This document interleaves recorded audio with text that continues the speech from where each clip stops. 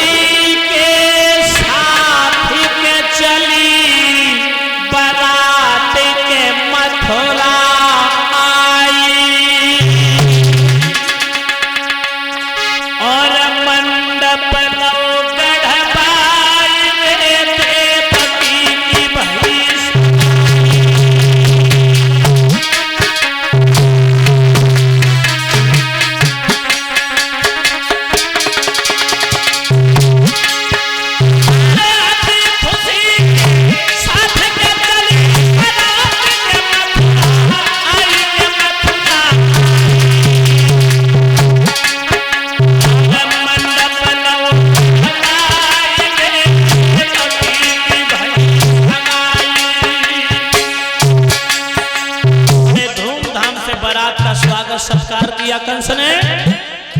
माता और बहनों, मंडप गड़वाया गया। मंडप गड़वाने के बाद भामरे पड़े। भामरे पड़ने के बाद विदाई का नंबर आया।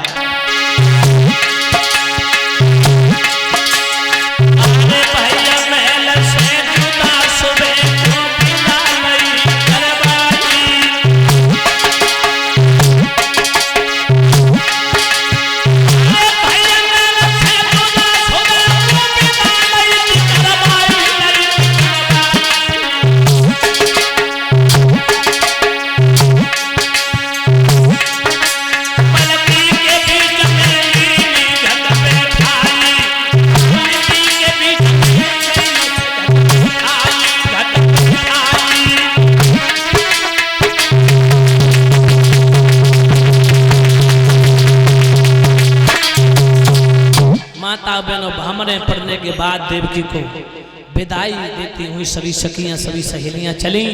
जैसी डोले में पालकी में बैठा ली गई देवकी, देवकी ने कंस की गलबैया डाल करके गले में भैया क्या गले से लग के खूब रोई। कहने लगी भैया।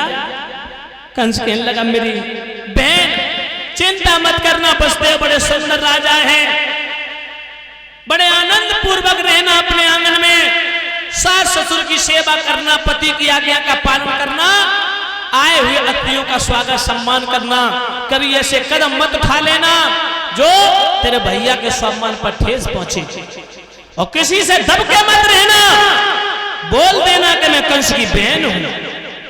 और प्यारे सज्जनों, विदाई करते हुए बोला है कंस,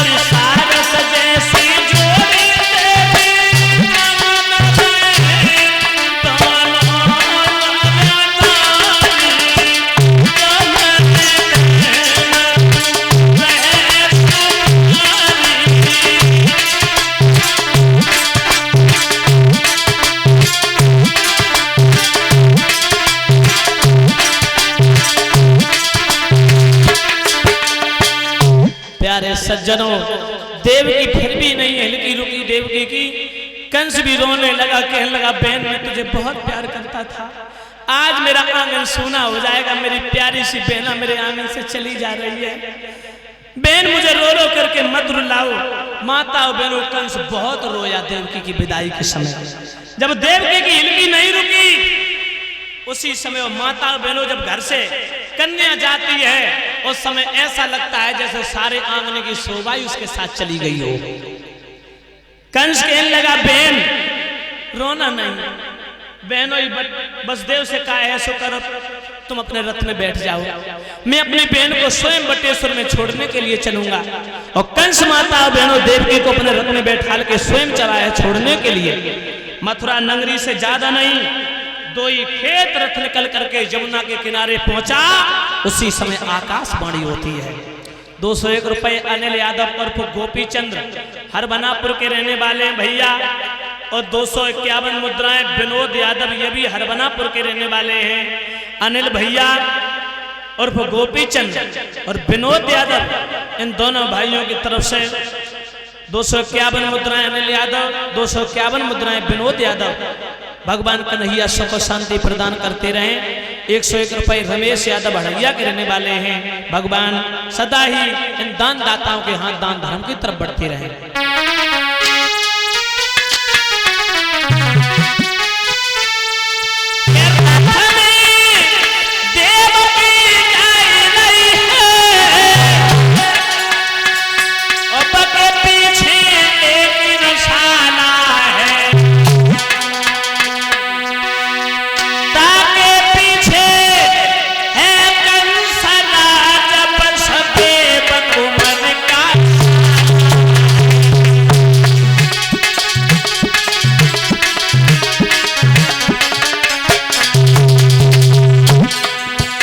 उसी समय आकाशवाणी हुई, भोजराज कंस, जिस बहन देवकी को तो बड़े लाड प्यार से ले जा रहा है, इसी के काले आंचल में तेरा काल है, इसी का 8वां बालक तेरा काल होगा, काल होगा, काल होगा।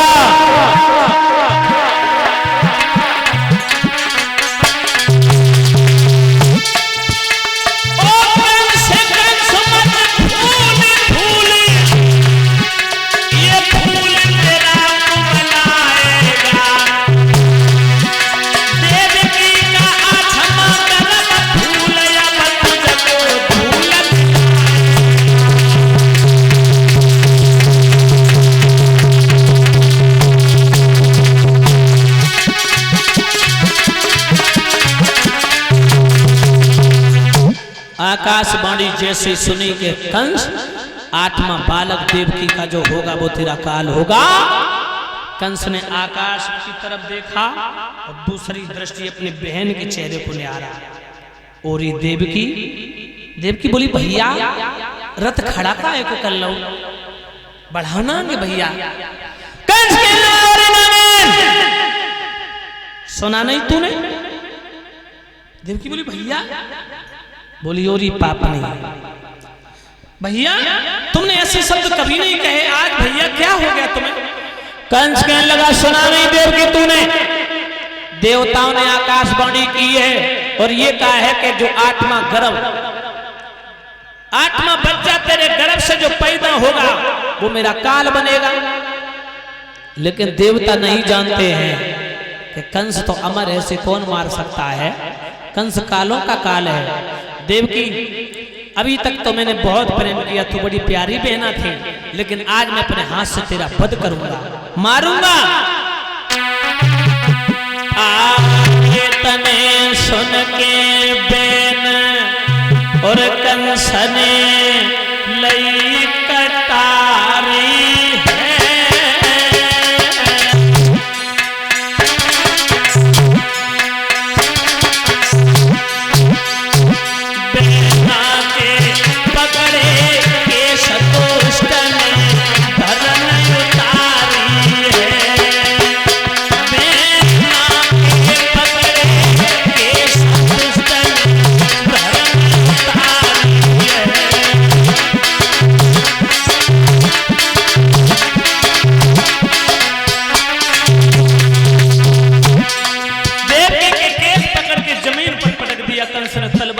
मारने के लिए उद्यत होता है भक्तों।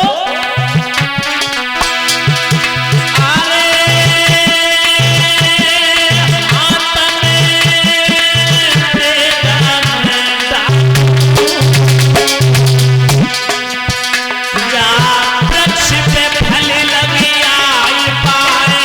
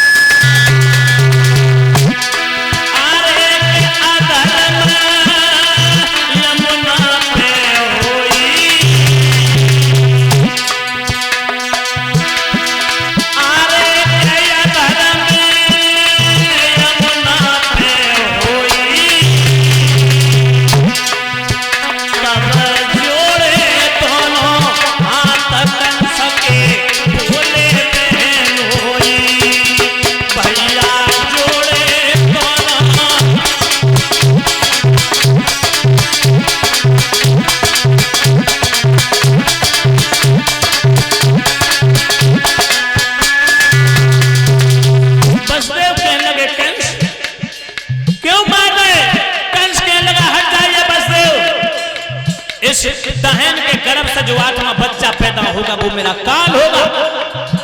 हम उसी वृक्ष को ही नहीं रखेंगे जिसके ऊपर वो फल आएगा, ना रहेगा बांस ना बजेगी।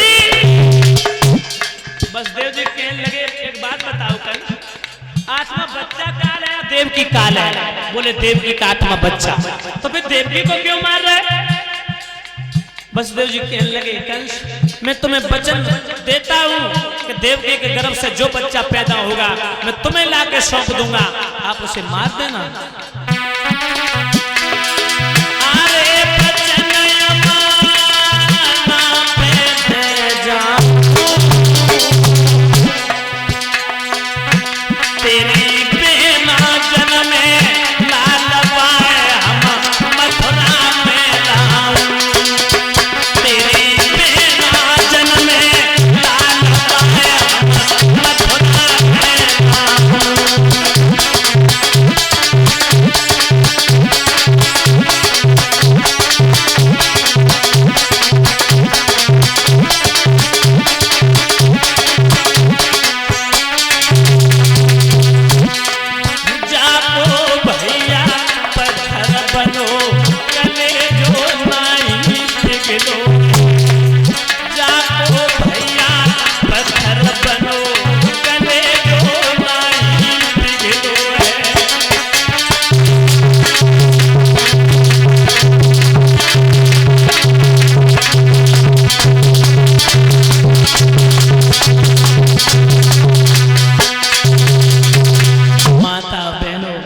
बसदेव जी कहने लगे कंस, मैं हर एक बच्चे को सौंप दूंगा, देवकी को क्यों मार रहे? देवकी से क्या संबंध है? इसके बच्चे से डर है तुम्हें?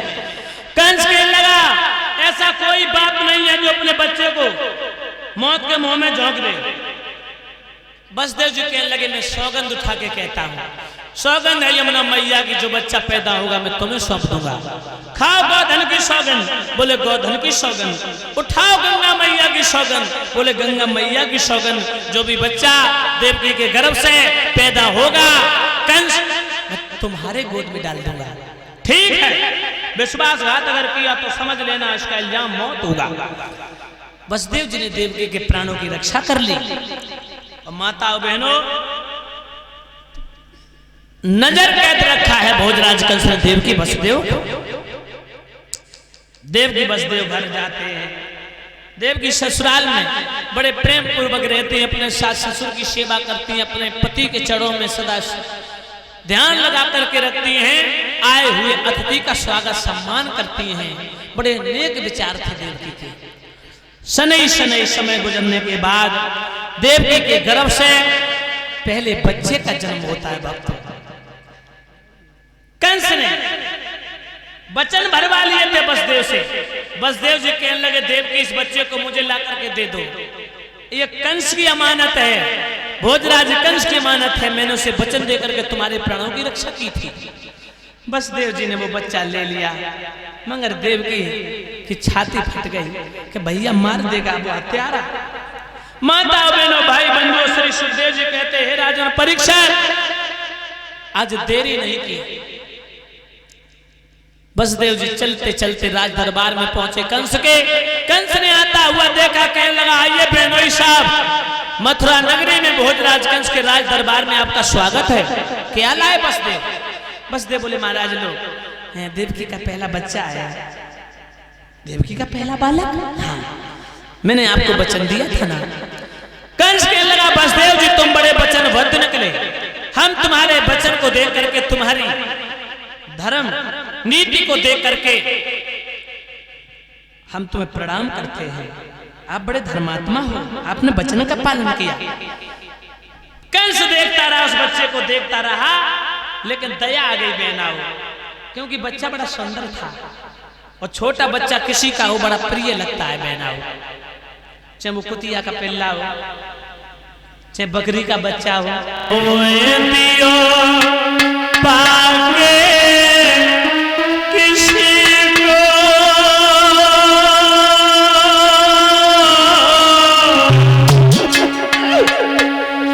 आग लग जाए इस जिंदगी को, मेरे खोए में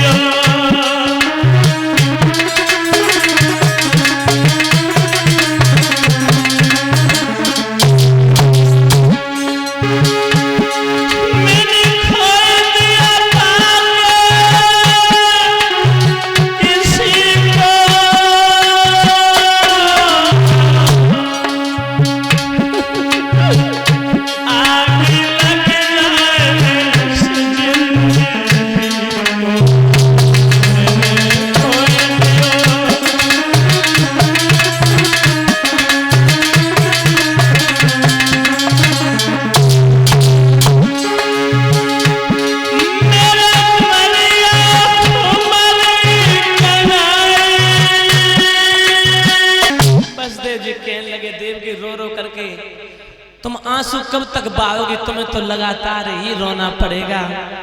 अब ऐसे रोगी तो आंखें फूट जाएंगी रो रो करके।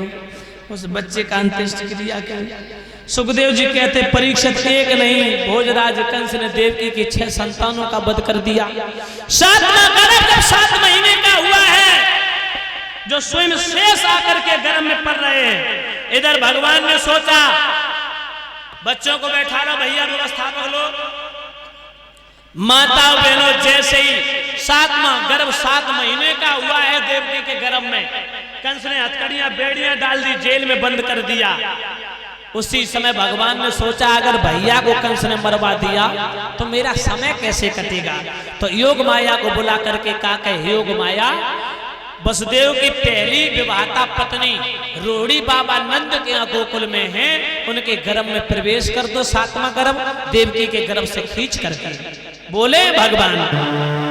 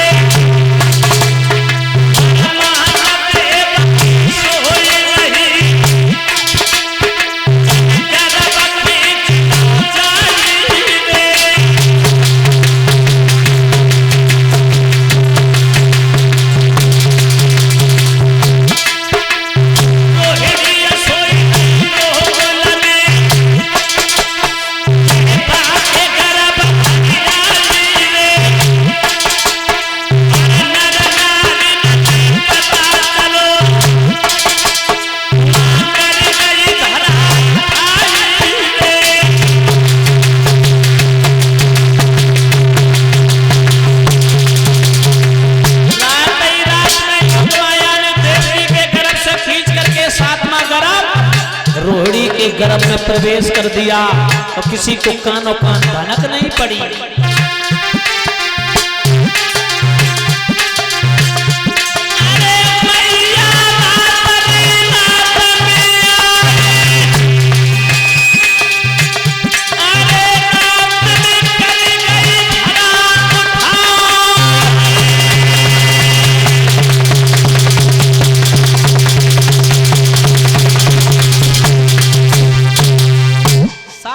गर्भ 7 महीने का हो चुका था, जो स्वयं बलराम पल रहे थे देवकी के गर्भ में।